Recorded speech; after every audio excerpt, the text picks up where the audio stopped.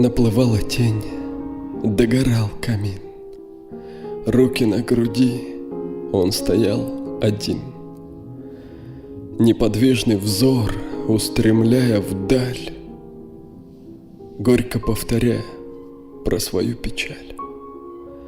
Я пробрался вглубь неизвестных стран. 80 дней шел мой караван.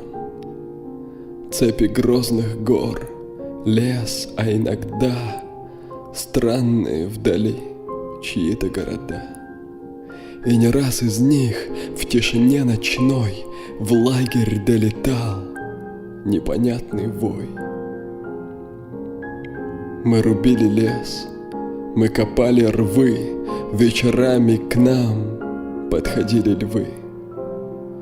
Но трусливых душ не было меж нас, мы стреляли в них, целясь между глаз.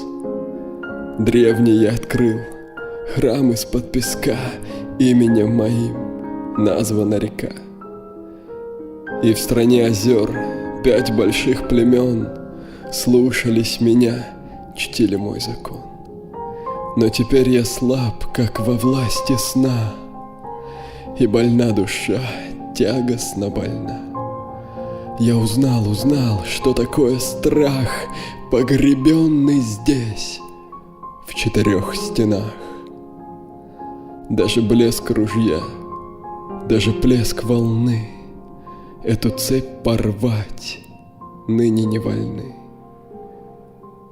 И тая в глазах злое торжество, женщина в углу слушала его.